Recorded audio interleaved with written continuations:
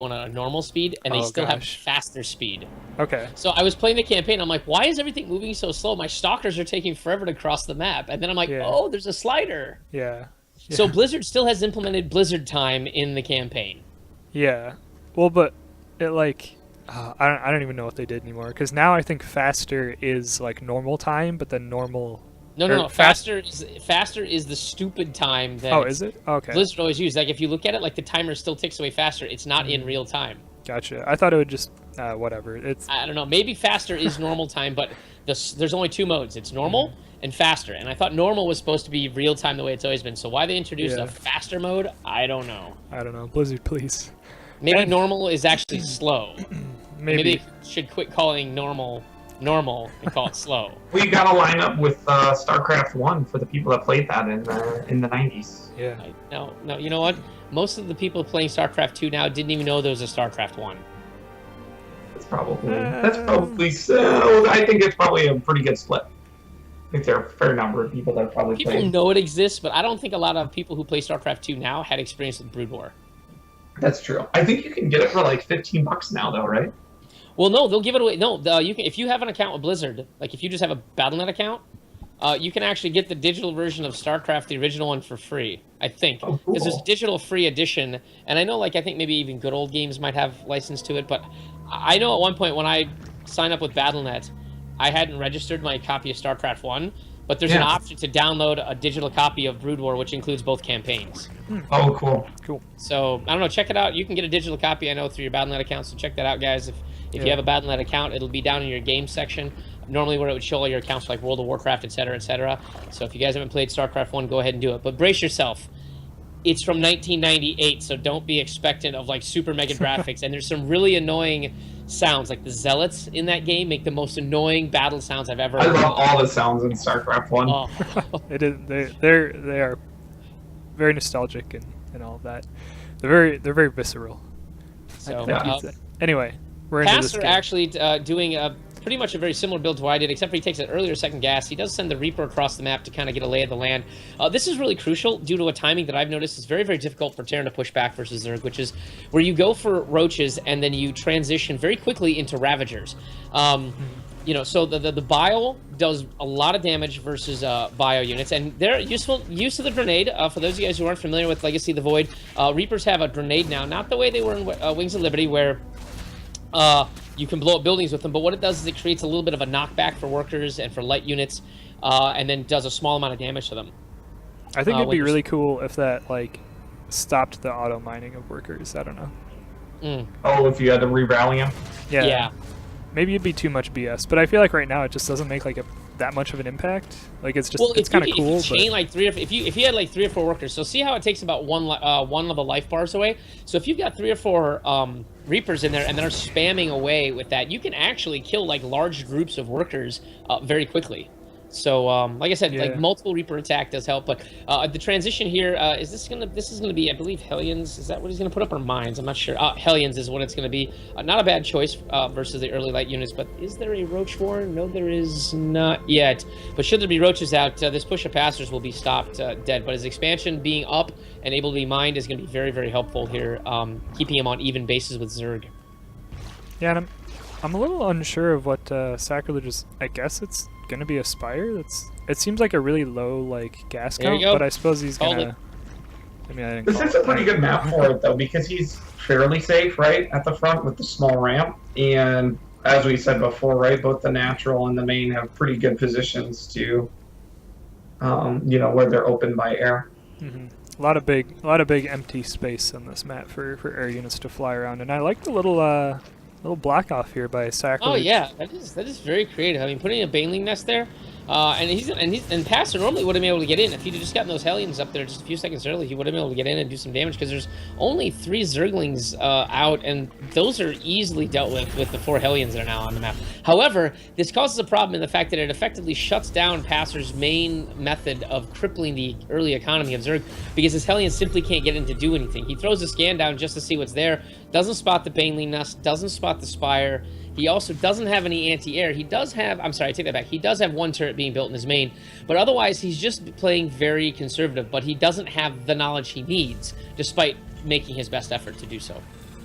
Yeah, I mean, you can do a little bit of deduction, and I think that's what he's maybe been doing so far. I mean, the Liberator build coming out, I mean, I like to think it'll be pretty effective against mutas. I haven't seen it in practice too much, so we'll see what the real, you know, because it is supposed to have that AoE air attack, but we'll see how effective it really manages to be against a player like Sacrilege. Well, what you really need, and what I've seen in, I mean, I don't make too many Liberators myself simply because I haven't gotten a full grasp of the unit. I really should probably just spam Liberators one match just to test it out. I mean, that's kind of how you learn a unit, right? You just kind of just build just that unit, and then you figure out its nuances.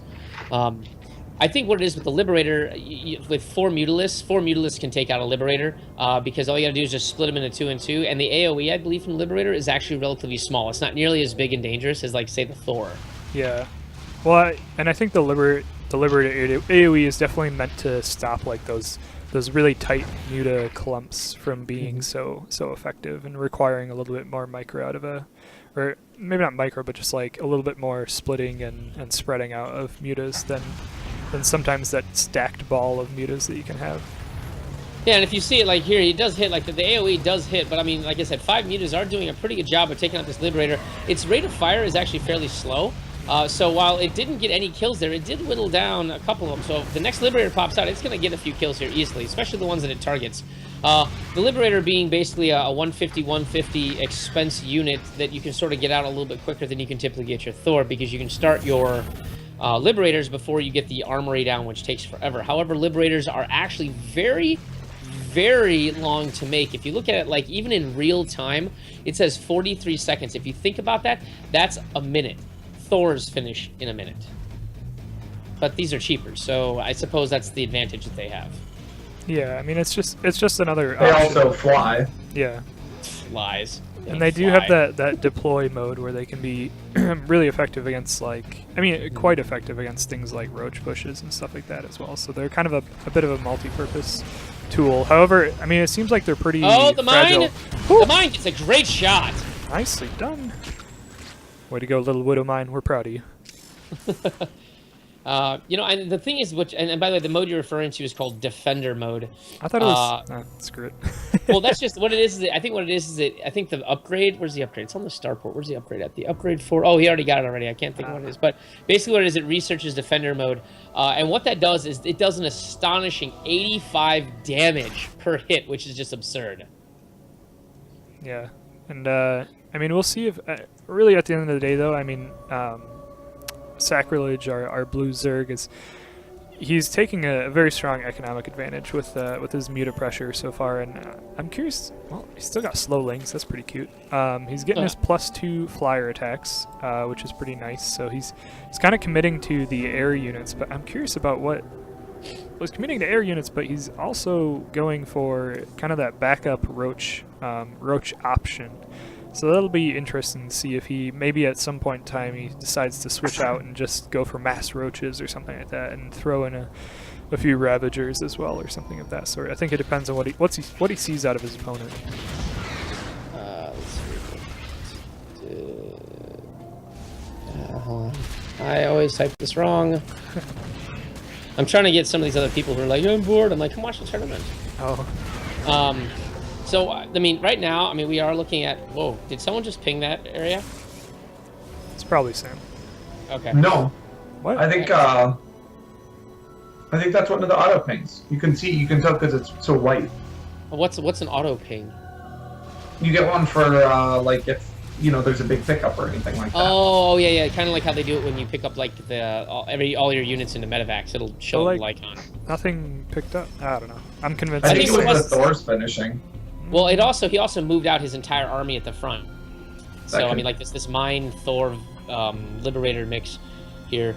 So, one of the other things for people who aren't sure, the Battle Cruiser, which actually, does he actually have the Fusion Core? Because there's an upgrade, actually, for the Liberator here. Okay, he doesn't have a Fusion Core yet.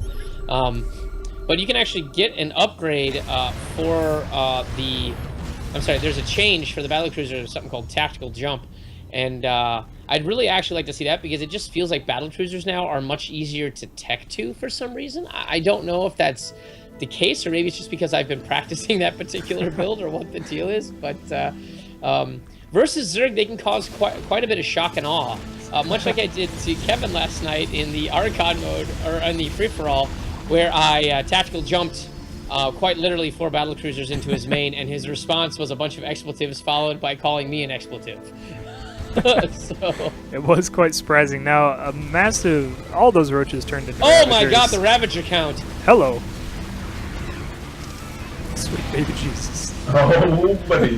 And actually, there goes the entire army of Passer. He is now down almost 70 supply in this fight. So Liberator goes into Defender mode, and here we go. The 85 damage with the giant Pew Pew laser is going to rain. So actually, it's 90 damage, but unfortunately, Corrosive Bile does defeat stationary units. And the Thors go down in a single volley.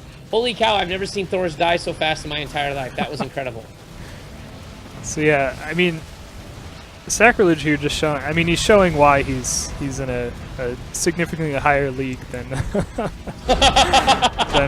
than Passer. But I think Passer's taking it. He's taking it all in stride. He's keeping a decent. He's like, now would be a good time to learn to mech. Decent mind about it, you know. He's shown us some good games today.